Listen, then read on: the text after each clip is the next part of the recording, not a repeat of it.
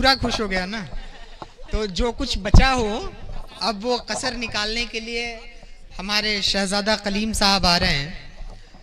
उतरा हुआ गुलाब का चेहरा न पढ़ सके, उतरा हुआ गुलाब का चेहरा न पढ़ सके, वो दोस्त क्या जो दोस्त का लिखा न पढ़ सके, वो दोस्त क्या जो दोस्त का लिखा न पढ़ सके। चाहे किसी भी भाषा में लिखे कृष्ण खत, चाहे किसी भी भाषा में लिखे कृष्ण खत, मुमकिन नहीं कि उसको सुदामा ना पढ़ सके। आइए हम महफिल में, इस महफिल मुशायरा के आखिरी पड़ाव पर हैं।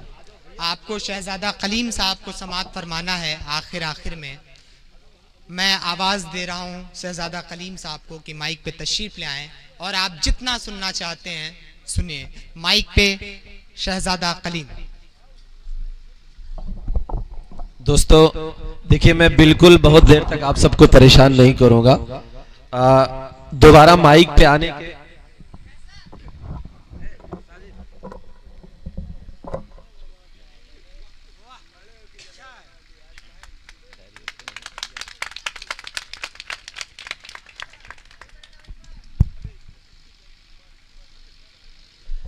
देखिए, दोबारा माइक पे आने के पीछे का मेरा एक मकसद है।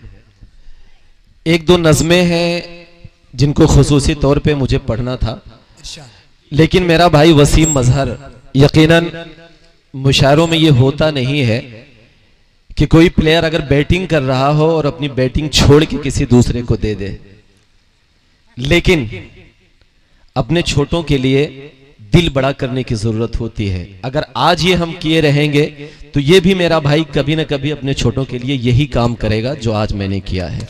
ये तहजीब हमने अपने बुजुर्गों से सीखी है। नहीं तो सच बताऊं, मैं भी बहुत ग्लैमर में पढ़ने का आदी हूं। 12 बजे 1 बजे मुशायरों में पहुंचता हूं पूरे लाव लश्कर के साथ, लेकिन आज के दिन ना मेरा कोई ग्लैमर, ना मैं शायर की हैसियत से यहां पर खड़ा हूं। मैं बढ़हरागंज सिर्फ इसलिए आया हूं क्योंकि मैंने बहुत नाम सुना था आप सबका, और यकीनन यहां आने के बाद जितना मैंने सुना था उससे कहीं ज्यादा मोहब्बत करने वाला आप सबको पाया। एक बार आप सब अपने लिए तालियां बजा दीजिए। मुजीब साहब और अकमल भाई हैं, अभी कहाँ हैं? अकमल अंसारी साहब शायद वो दोनों लोग हैं। अच्छा, दोस्तों मैं 2-3 शेर पढ़ के मैं इसलिए माइक पे खड़ा हुआ दोस्तों क्योंकि हमारे बीच मौलाना अकमल साहब और हाजी समीउल्लाह साहब, यकीनन वो बड़ी शख्सियतें हैं। उनका वक्त हम सब के लिए बाइसे फख्र है। उन्हें जाना था लेकिन मैंने गुजारिश की क्योंकि मुझे एक नज्म सुनानी थी। अगर ये मोतबर शख्सियतें यहाँ पर न होती तो शायद ये नज्म सुनाना मेरा वसूल ना होता। मैं 2-3 शेर पढ़ के सीधे सीधे वो नज्म सुनाऊंगा जिसके लिए मैंने अपने बड़ों को रोका नहीं कह सकता हूं, उनसे मैंने गुजारिश की है। तो मैं वो 2-3 शेर पढ़ के मैं उस नज्म तक आऊंगा।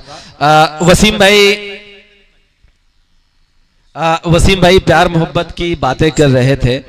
मैं प्यार मोहब्बत की बातें नहीं करता, और इसलिए नहीं करता क्योंकि आदम गोडवी साहब ने कभी एक शेर कहा था कि जुल्फ अगड़ाई तबस्सुम चाँद आई ना गुलाब, जुल्फ अगड़ाई तबस्सुम चाँद आई ना गुलाब, भुखमरी के मोर्चे पर ढल गया इनका शबाब। जुल्फ अगड़ाई तबस्सुम चाँद आई ना गुलाब, भुखमरी के मोर्चे पर ढल गया इनका शबाब, और पेट के भूगोल में उलझा हुआ है आदमी। इस अहद में किसको फुर्सत है पढ़े दिल की किताब, इस अहद में किसको फुर्सत है पढ़े दिल की किताब। मैं 4 मिसरे पढ़ता हूं। 3 तलाक और सिविल कोड की बातें की गई। मैं सीधे सीधे एक शेर पढ़ता हूं। अभी पिछले दिनों मुझे एक नेशनल चैनल पर बुलाया गया, और जब मैंने वहां पढ़ना शुरू किया तो उसके डायरेक्टर मेरी चेयर के पीछे आए और हाथ जोड़कर ये कहे कि कलीम साहब क्या आप मेरी रोजी रोटी बंद करवाओगे? लेकिन मैं तो सच बोलने का आदी हूं। अगर मेरे गर्दन पर तलवार भी रख दी जाएगी तो मैं सच बोलूंगा, क्योंकि जो मोहब्बतें आप सब ने दी हैं मैं उसके लिए जाना जाता हूं, किसी सियासत की रोटी मैं नहीं खाता हूं। एक बार तालियां बजाकर मुझे इजाजत दीजिए, मैं 4 मिसरे पढ़ता हूं। हजरत 3 तलाक और सिविल कोड पर बातें की जाती है, मैं शेर पढ़ता हूं कि सियासत की तवायफ रोज अब कपड़े बदलती है। सियासत की तवायफ रोज अब कपड़े बदलती है। दुरंगे लोगों का तो आज कल पहरा है दिल्ली में। दुरंगे लोगों का तो आज कल पहरा है दिल्ली में। वही अब औरतों के हक की हमसे बात करता है, जो अपनी बीवी का हक मार कर बैठा है दिल्ली में। जो अपनी बीवी का हक मार कर बैठा है दिल्ली में। दोस्तों बहुत बहुत शुक्रिया। मैं इस बच्चे को इसलिए रोका, इस बच्चे ने मुझे माला पहनाई और मैंने इसे इसलिए रोका क्योंकि मैं एक सच्चाई बताऊं आप सबको। आज मैं बढ़हरागंज के इस मुशायरे में अगर मैं आया, बिल्कुल सच्ची बात मैं बता रहा हूं, तो अकमल भाई की वजह से नहीं आया, मुजीब सिद्दीकी साहब की वजह से नहीं आया। ये बच्चा रेहान, इसने जिद किया अपने अंकल यानी मुजीब यानी अकमल अंसारी साहब से और मुजीब सिद्दीकी साहब से कि आप शहजादा कलीम को बुलाइए। जो मुझे जानकारी मिली यहां आने के बाद, एक बार इस बच्चे के लिए आपकी जोरदार तालियां आनी चाहिए। और मैं अपने गली की ये माला अपने इस छोटे भाई के गले में इस उम्मीद के साथ डाल रहा हूं कि ये बच्चा एक दिन खूब पढ़ाई करके खूब तरक्की करेगा और आप सबका नाम पूरे देश और दुनिया में रोशन करेगा। एक बार जोरदार तालियां आनी चाहिए। चलिए मैं सीधे सीधे मैं वो नज्म सुनाता हूं। हजरत मैं उस नज्म तक आता हूं जिसको सुनाने के लिए मैं इस माइक पर खड़ा हूं। मेरी एक नज्म है, वो भी मुसलमान था। जंग आजादी में हमारे बड़ों ने, हमारे पुरखों ने, हमारे बुजुर्गों ने, हमारे उलमा इकराम ने कुर्बानियां दी और इस देश को आजाद कराया। लेकिन 70 साल बाद भी हजरत हमसे हमारी वफादारी का सबूत मांगा जाता है और वक्त वक्त पर यह कह दिया जाता है कि वोट देने का अधिकार छीन लिया जाएगा, पाकिस्तान भेज दिया जाएगा, वगैरह वगैरह। मैं एक नज्म पढ़ता हूं। इस नज्म पर बढ़हरागंज के लोगों, जितने भी लोग यहां पर बचे हैं, इस नज्म को बहुत हंगामे में पढ़ता हूं। आप सबकी दुआएं मांगता हूं कि जब इस नज्म में वो मिसरा आए, वो भी मुसलमान था, तो आप सबकी तालियां मुझे उस मिसरे पर खुसूसी तौर पर मिलनी चाहिए। मैं हाजिर करता हूं, मैं एक तारीख उठाता हूं इस नज्म में और पढ़ने की कोशिश करता हूं। अगर मैं थोड़ा बहुत भी अपने बड़ों की तारीख अगर बताने में कामयाब हुआ हूं तो आप सबकी दुआएं मुझे मिलनी चाहिए। हाजिर करता हूं कि जागना होगा नींदों से अब सोए हिंदुस्तान को, जागना होगा नींदों से अब सोए हिंदुस्तान को। कोई किराएदार न समझे हिंदी मुसलमान को, कोई किराएदार न समझे हिंदी मुसलमान को। जंगे आजादी में शामिल, जंगे आजादी में शामिल जो पहला इंसान था वो भी मुसलमान था, वो भी मुसलमान था। जंगे आजादी में शामिल जो पहला इंसान था वो भी मुसलमान था, वो भी मुसलमान था। पहला बंद हाजिर करता हूं कि जहर उगलने वाले क्या तारीख पुरानी भूल गए। मुल्क को हमने अब तक जो दी सब कुर्बानी भूल गए। याद करो जब अंग्रेजों से कांप गई थी माँ माटी, याद करो जब अंग्रेजों से कांप गई थी माटी, तब हैदर के लाल ने तन्हा सबकी नींद उड़ा दे, तब हैदर के लाल ने तन्हा सबकी नींद उड़ा दे। कुर्बा हो गया मुल्क की खातिर, कुर्बा हो गया मुल्क की खातिर। अब मैं जो नाम लेने जा रहा हूं, कसम देता हूं एक एक शख्स को, इस महफिल में बैठा हुआ अगर एक भी शख्स खामोश रहा तो मैं ये समझूंगा कि वो नाम आपके बुजुर्गों में शामिल नहीं। मैं हाजिर करता हूं कि जंगे आजादी में शामिल जो पहला इंसान था वो भी मुसलमान था, वो भी मुसलमान था। कि जहरू गलने वाले क्या तारीख पुरानी भूल गए, मुल्क को हमने अब तक जो दी सब कुर्बानी भूल गए।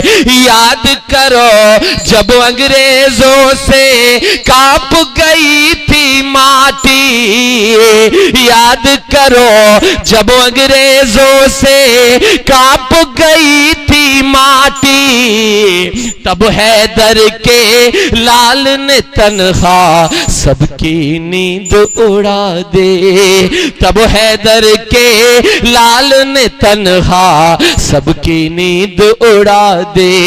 कुर्बा हो गया मुल्क की खातिर, अब बताना कि कुर्बा हो गया मुल्क की खातिर। वो टीपू सुल्तान था, वो भी मुसलमान था, मुसलमान था। कुर्बा हो गया मुल्क की खातिर, वो टीपू सुल्तान था, वो भी मुसलमान था, वो भी मुसलमान था। हमें यह कहा जाता है कि पाकिस्तान भेज दिया जाएगा। मैं एक बंद हाजिर करता हूं कि 47 में भी हम मुल्क नहीं है छोड़ के भागे। इस देश का सबसे बड़ा दर्द पढ़ने की कोशिश करता हूं कि 47 में भी हम मुल्क नहीं है छोड़ के भागे, नहीं झुके जिन्ना की हुकूमत या हिजरत के आगे, नहीं झुके जिन्ना की हुकूमत या हिजरत के आगे।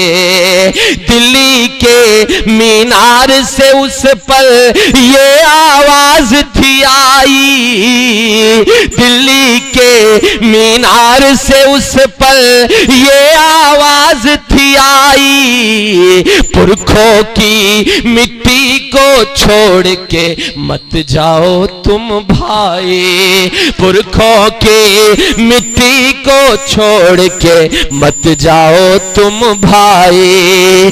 जामा मस्जिद से रो कर ये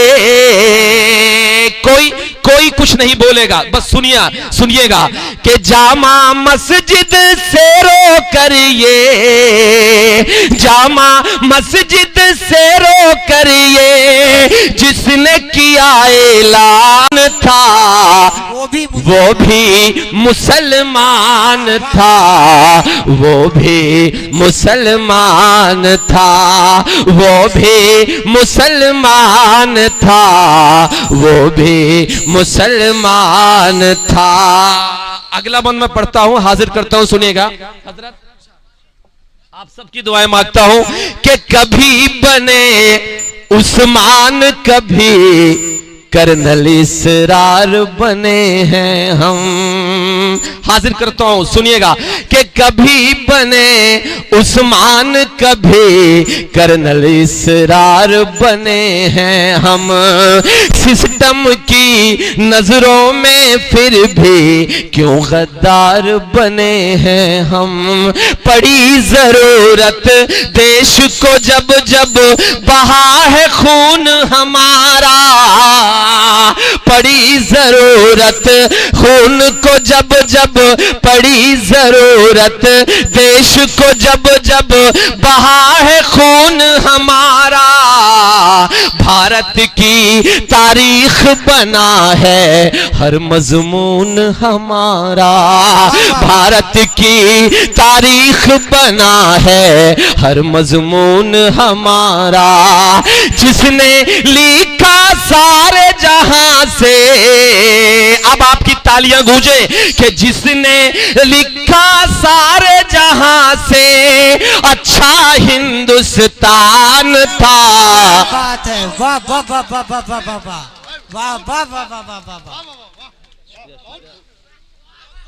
बड़हरागंज के लोगों, एक कसम देता हूं, देखिए लाइट भी आ गई, चलिए एक बार तालियां बजाकर आप मुझे बताइए कि कभी बने उस्मान, कभी कर्नल इसरार बने हैं, सिस्टम की नजरों में फिर भी क्यों गद्दार बने हैं हम, पड़ी जरूरत देश को जब जब बहा है खून हमारा, पड़ी जरूरत देश को जब जब बहा है खून हमारा, भारत की तारीख बना है हर मजमून हमारा, जिसने लिखा सारे जहां से, जिसने लिखा सारे जहां से अच्छा हिंदुस्तान था,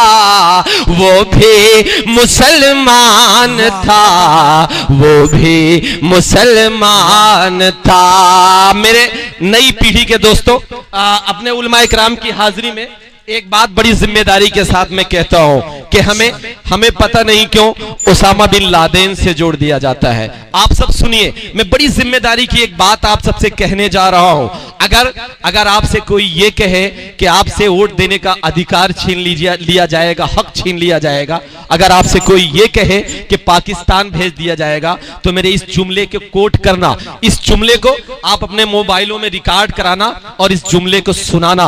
हमें पता नहीं क्यों उसामा बिन लादेन से जोड़ दिया जाता है, हमें पता नहीं क्यों हिजबुल मुजाहिदीन से जोड़ दिया जाता है, हमें पता नहीं क्यों लश्कर तैयबा से जोड़ दिया जाता है। अगर जोड़ना है तो हमें जोड़ो अब्दुल हमीद से, अगर जोड़ना है तो हमें जोड़ो अशफाकुल्ला से, अगर जोड़ना है तो हमें जोड़ो ब्रिगेडियर उस्मान से, अगर जोड़ना है तो हमें जोड़ो कर्नल इसरार से, और अगर जोड़ना है तो हमें जोड़ो रामेश्वरम के मल्लाह के उस बेटे से, अगर जोड़ना है तो हमें जोड़ो रामेश्वरम के मल्लाह के उस बेटे से जो अपनी नाव में तीर्थयात्रियों को बिठाकर दर्शन कराने के लिए जाया करता था, और जितनी देर तक तीर्थयात्री दर्शन किया करते थे उतनी देर तक उस नाव में बैठकर फिजिक्स और केमिस्ट्री की किताब पढ़ता था। उस गुर्बत में भी पढ़ाई करके एक दिन इस देश का सबसे बड़ा साइंटिस्ट बनता है, सबसे बड़ा वैज्ञानिक बनता है और इस देश को परमाणु संपन्न करवाता है। अगर जोड़ना है तो हमें जोड़ो पागल से, उस शख्स से जिसे हम एपीजे अब्दुल कलाम कहते हैं। तब पढ़ता हूं कि वो भी मुसलमान था, वो भी मुसलमान था, जंगे आजादी में शामिल जो पहला इंसान था, वो भी मुसलमान था, हाँ वो भी मुसलमान था। एक वाकये का जिक्र मैं हजरत करना चाहता हूं कि सहमे रहते थे जब अमेरिका के आगे, चीन ने तंग जमी कर दी तब नींद से अपनी जागे, माथे पर थी सबके शिकन मुश्किल था खुलकर जीना, माथे पर थी सबके शिकन मुश्किल था खुलकर जीना, तब मिसाइल मैन ने देश का तान दिया था सीना, तब मिसाइल मैन ने देश का तान दिया दिया था सीना, देख के जिसकी हिकमत उस पर, देख के जिसकी हिकमत उस पर सहम गया जापान था, वो भी मुसलमान था, वो भी मुसलमान था, वो भी मुसलमान था, हाँ वो भी मुसलमान था। दोस्तों बहुत बहुत शुक्रिया। अकमल भाई ने, मुजीब साहब ने यकीनन बहुत खूबसूरत मुशायरा मुनक्किद किया। एक बार इनकी मेहनतों के लिए आपकी जोरदार तालियां आ जाए और हम सब की दुआएं हैं कि इनका हिंदुस्तान पब्लिक स्कूल यकीनन खूब तरक्की करे और इस स्कूल से बच्चे पढ़ के पूरे देश का मान बढ़ाएं, पूरे देश में नाम रोशन करें और उनका मुस्तकबिल हसीन हो। इस दुआ के साथ